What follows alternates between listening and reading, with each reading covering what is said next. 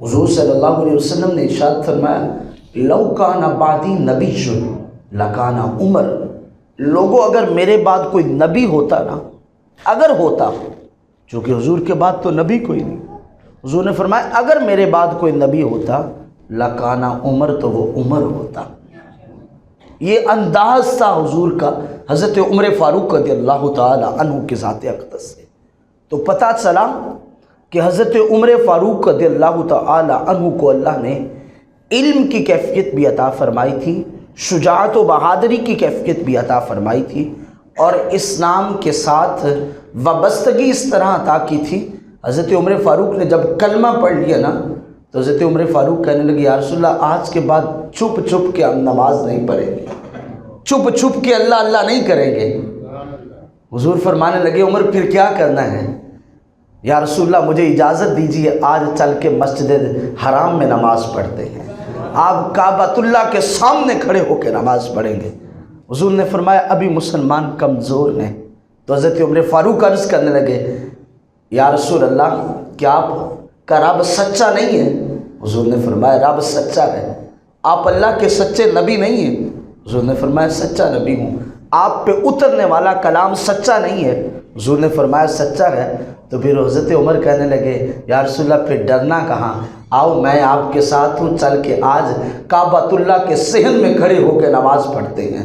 حضرت عمر فاروق نے تلوار نکالی اور حضرت حمزہ سے کہنے لگے ایک طرف تم ہو جاؤ ایک طرف میں ہوتا ہوں، دیکھتا ہوں آج محمد کے غلاموں کو کون روک کے دکھاتا ہے۔ مسجد حرام میں پہنچ کے کعبۃ اللہ کے سامنے کھڑے ہو کے کافروں کو مخاطب ہو کے کہنے لگے تلوار کو لہرا کے لوگوں سن لو، آج کے بعد عمر نے محمد کی غلامی کا کلمہ پڑھ لیا ہے۔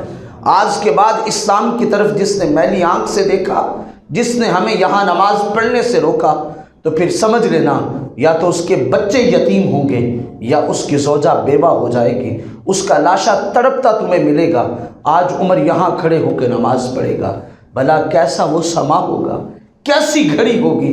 ایک مرد کلندر وہ حرم کے صحن میں کھڑا ہو کے یہ اعلان کر رہا ہوگا، پھر وہاں پر مسجد حرام کے اندر حضور صلی اللہ علیہ وسلم کی اقتداء میں صحابہ اللہ کی عبادت کرتے تھے، اللہ کی یاد میں وقت صرف کرتے تھے، محو عبادت رہتے تھے، وہیں پہ رہ کے اللہ کی یاد میں وقت گزارا کرتے تھے۔ تو گویا حضرت عمر فاروق رضی اللہ تعالی عنہ کے توسل سے اللہ نے اسلام کو عروج اور بانگ پن کی کیفیت اس انداز میں دی کہ حضرت عمر فاروق رضی اللہ تعالی عنہ کو مہرہ بنایا، کیونکہ وہ مراد رسول تھے۔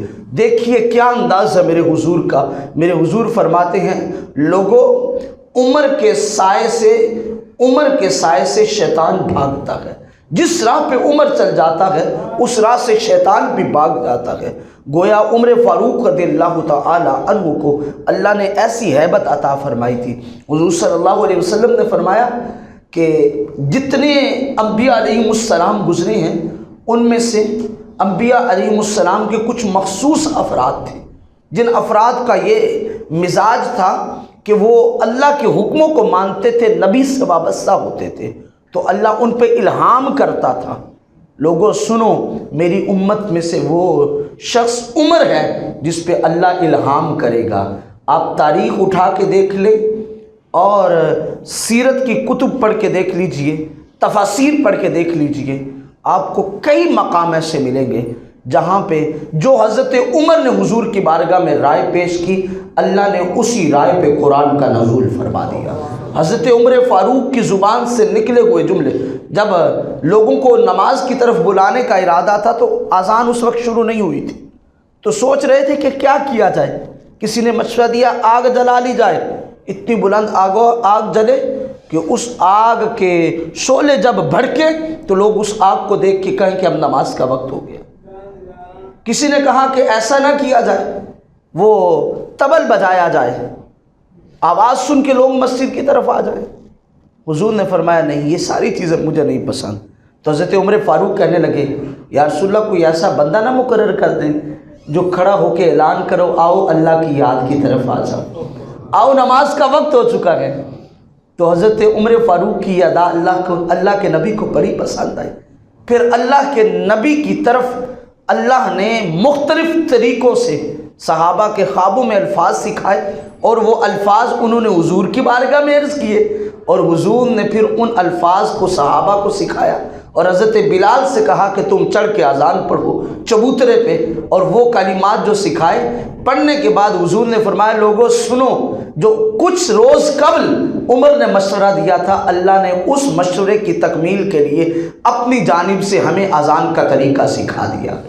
تو گویا حضرت عمر فاروق رضی اللہ تعالیٰ عنہ کے یہاں تک کہ بعض مفسرین اکرام نے ان آیات کی تعیین بھی فرمائی ہے کہ کتنی آیات ہیں، بعض نے 35 آیات 35 مقامات کا تذکرہ کیا کہ حضرت عمر فاروق نے مشورہ دیا، اللہ نے عین اسی مشورے کے مطابق قرآن کا نزول فرما دیا۔ گویا ایسی عظیم المرتبت شخصیت حضور صلی اللہ علیہ وسلم پہاڑ پہ تشریف لے گئے احد پہ، تو آپ کے ساتھ حضرت عمر فاروق بھی تھے، ابو بکر صدیق بھی تھے اور عثمان بھی تھے۔ تو پہاڑ جھومنے لگا، اس کا جھومنا بھی محبت والا جھومنا تھا۔ گویا پہاڑ بھی کہتا ہوگا میرے بخت جاگ گئے، آج مجھ پہ محمد بھی ہے، ابو بکر بھی ہے، عمر بھی ہے، عثمان بھی ہے۔ وہ بھی محبت سے جھومنے لگا۔ جب وہ محبت سے جھومنے لگا تو حضور نے اپنے پاؤں کی ٹھوکر ماری اور مار کے فرمایا رک جا اے پہاڑ، رک جا اے احد، رک جا، تجھ پہ ایک محمد اور ایک صدیق، ایک اللہ کا نبی اور ایک صدیق اور 2 شہید موجود ہیں۔ تو ان تینوں میں سے ایک حضرت عمر فاروق بھی تھے، اور دیکھیں اللہ کے نبی حضور تھے، صدیق اکبر تھے، 2 شہید حضور نے کہا تو حضرت عمر فاروق بھی شہید ہوئے، حضرت عثمان غنی بھی شہید ہوئے۔ تو گویا حضور نے اس وقت بھی، اور 10 مبشرہ صحابہ کو اٹھا کے دیکھے، 10 وہ صحابہ جن کو جنت کی بشارت عطا کی گئی ہے، تو ان صحابہ میں بھی حضرت عمر فاروق کا دوسرے نمبر پہ نام آتا ہے۔ تو گویا یہ وہ صحابہ ہیں جن کو اللہ کے قرب میں اتنا مقام ملا کہ اللہ کے حبیب نے ہی انہیں جنت کی بشارت دنیا میں عطا فرمائی۔ حضور صلی اللہ علیہ وسلم حضرت ابو موسیٰ اشعری رضی اللہ تعالیٰ عنہ فرماتے ہیں کہ حضور ایک باغ میں تشریف فرما تھے، تو حضور نے فرمایا اے ابو موسیٰ دروازے پہ کھڑا ہو جا، کسی کو اندر نہ آنے دینا۔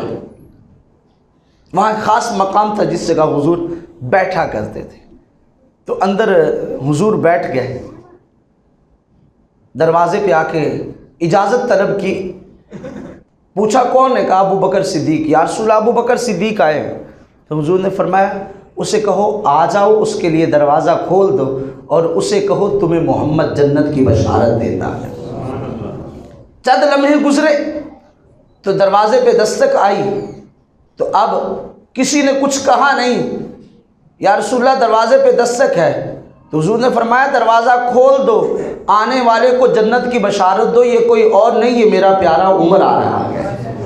دیکھیں کیا مقام ہے، اگر من سے حضور سے کوئی پیار کرنے والا ہو تو میرے حضور ضرور نواز دیں۔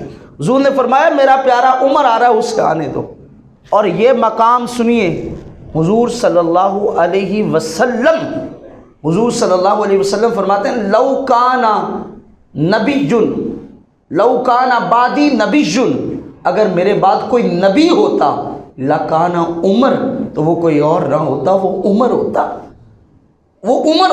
گویا اگر کوئی نبی ہوتا تو حضرت عمر کی طرف اشارہ ہے کہ یہ نبی ہوتے۔ اس کا مطلب یہ ہے شریعت مطہرہ کے تحت اپنے آپ کو صحیح معنوں میں سانچے میں ڈالنے والا اور اسلام کے علم کو بلند کرنے والا عمر فاروق ہے، جن کی ہیبت کا انداز آپ دیکھ لیں، عراق، ایران اور آرمینیا تک 22,51,000 اور کچھ مربع میل اتنی جگہ پر حضرت عمر فاروق کا دور حکومت تھا، وقت کے حاکم تھے۔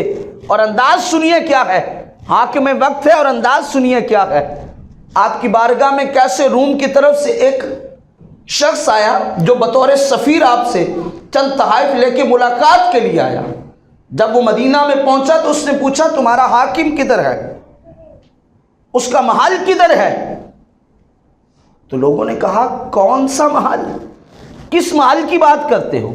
کہا جو تمہارا حاکم وقت ہے اس کا محل کدھر ہے؟ کہا ہمارے حاکم کا کوئی محل بھول نہیں، وہ گلی میں ایک اس کا نکر پہ مکان ہے، وہ گھر ہے اس کا۔ کہا اسے ملنا ہو تو کہاں ملا جائے گا؟ کہا اگر اسے ملنا ہے نا تو یہ وقت اس کے آرام کا وقت ہے۔ کہا کس جگہ آرام کرتا ہے؟ کہا وہ سامنے چلے جا، وہ درخت نظر آ رہا ہے، اس کے نیچے ایک شخص پڑا ہوگا، جاؤ اس سے مل لو، وہی ہمارا حاکم۔ وہ کیسے روم کا جو سفیر تھا، آنے والا قاصد مہمان آیا تھا، جو اس نے آ کے دیکھا تو ایک اینٹ تھی جس کو سرہانہ بنایا ہوا، اور دیوانہ نیچے زمین پہ سویا ہوا، نیچے کچھ بچھا بھی نہیں ہوا۔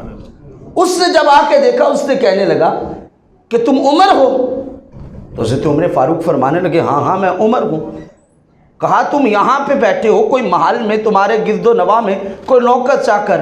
فرمایا میں تو خود نوکر ہوں، مجھے نوکر رکھنے کی کیا ضرورت ہے، مجھے نوکروں کی ضرورت نہیں، میں تو خود نوکر ہوں۔ کہا یہ اینٹ کا سرہانہ زمین پہ لیٹے ہوئے ہو؟ کہا ہم جس کے غلام ہیں اس نے ہمیں سکھایا یہ ہے کہ اگر حاکمیت کرنی ہے تو پھر اسی طرح ہی تمہیں حکمرانی ملے گی، اور دین کا بول بالا اسی طرح ہوگا۔ کہا ہمارے تو سردار جو ہوتے ہیں ان کے گرد و نواح میں کئی سو نوکر چاکر، ان کے گرد و نواح میں طرح طرح کے وہ نرم گدے بچھائے جاتے ہیں، پرسکون ماحول پیش کیے جاتے ہیں، اور یہ ایسی کیفیت میں۔ تو حضرت عمر فاروق فرمانے لگے اللہ اسلام کو بول بالا عطا کر دے، وہی میرے لیے سارا کچھ ہوگا، مجھے کسی اور چیز کی ضرورت نہیں ہے۔ اور انداز دیکھیے، اس عمر کا انداز دیکھیے، حضرت عمر فاروق رضی اللہ تعالی عنہ کا انداز دیکھیے اور مقام دیکھیے۔ حضرت عمر فاروق رضی اللہ تعالی عنہ کہتے ہیں اے میرے مالک، کاش کہ تو مجھے مینڈا بنا دیتا، چھترا، مجھے چھترا بنا دیتا، مینڈا بنا دیتا، مجھے چھترا مینڈا بنا دیتا، میرا مالک مجھے کھلاتا پلاتا، فروا کرتا، موٹا کرتا، اور موٹا کرنے کے بعد اس کے گھر مہمان آتے، وہ میرے گلے پہ چھری رکھتا اور تیرا نام لے کے مجھے ذبح کر دیتا، لوگ مجھے کھا جاتے، کل قیامت کے دن مجھے حساب تو نہ دینا پڑتا۔ میں ڈرتا ہوں کہ میں کل قیامت کے دن اللہ کی بارگاہ میں جواب کیا دوں گا۔ حضرت عمر فاروق رضی اللہ تعالیٰ عنہ ایک دن زمین پہ بیٹھے رو رہے تھے، تو آپ سے پوچھا گیا یا حضرت یہ کیفیت، یہ انداز کیا ہے؟ تو حضرت عمر فاروق رضی اللہ تعالیٰ عنہ فرمانے لگے فلاں پل پہ بکریوں کا ریور گزرا ہے، تو ایک بکری وہاں پہ ایک سوراخ تھا پل میں، اس میں اس کی ٹانگ پھنس گئی اور ٹوٹ گئی، میں رو اس لیے رہا ہوں کل کو اللہ کی بارگاہ میں کیا جواب دوں گا کہ عمر تجھ سے اچھا پل ہی نہ بن سکا، میری مخلوق کو اتنی تکلیف ہوئی ہے، میں کیا جواب دوں گا اللہ کی بارگاہ میں اس وجہ سے رو رہا ہوں۔ عید والے دن حضرت عمر فاروق رضی اللہ تعالی عنہ زمین پہ بیٹھے بالوں کو پکڑ کے رو رہے ہیں اور آہ و بکا کی کیفیتیں ہیں۔ یا حضرت آج اس انداز میں آپ کیوں رو رہے ہیں؟ آج تو خوشی کا دن ہے۔ تو فرمانے لگے خوشی تو اسے ہونا جسے یقین ہو کہ اس کی عبادت قبول ہو گئی۔ میں رو رہا ہوں، رو اس لیے رہا ہوں کہ پتہ نہیں میں نے روزے رکھے ہیں، اللہ کی عبادت کرنے کی کوشش کی ہے، مالک نے قبول کی ہے یا نہیں کی ہے، میں رو اس وجہ سے رہا ہوں۔ خوشیاں تو نہیں ہوں جن کی قبول ہوں، مجھے تو پتہ ہی نہیں میری کوئی قبول ہے یا نہیں۔ یہ ہمارے اسلاف کا انداز ہے اور ان کی زندگیوں کا یہ مزاج ہے۔ حضرت عمر فاروق رضی اللہ تعالی عنہ جیسی عظیم المرتبت شخصیت، آپ کے ہاں بحرین جب فتح ہوا تو مشک و عنبر خوشبو آئی، تو آپ فرمانے لگے کوئی ایسی عورت جو دانا ہو، سمجھدار ہو، اسے مقرر کیا جائے تاکہ وہ لوگوں میں اس خوشبو کو برابر برابر تقسیم کر دے، کیونکہ یہ باریکی کا کام ہے، عورتیں گھر میں بیٹھے بآسان انداز میں کر سکتی ہیں۔ تو آپ کی زوجہ محترمہ جناب عاتکہ کہنے لگی یا حضرت مجھے اجازت عطا فرمائیے نا کہ میں کر لوں۔ تو حضرت عمر فاروق فرمانے لگے نہیں تم نہیں کرو گی۔ یا حضرت کیا میری ایمانداری پہ کوئی شک ہے؟ تو آپ فرمانے لگے آپ کی ایمانداری پہ کوئی شک نہیں، جب تم خوشبو بانٹو گی، تقسیم کر رہی ہوگی، الگ الگ دواتوں میں ڈال رہی ہوگی، تو کوئی گرے گی بھی، تو جو گرے گی تم اسے ہاتھوں سے صاف کر کے اپنے کپڑوں پہ، بدن پہ کسی جگہ مل لو گی، تو پھر وہ ہمارے حصے سے زائد ہمارے پاس آ جائے گی، تو کل اگر اللہ نے اس کا حساب لے لیا تو پھر کہاں جاؤں گا؟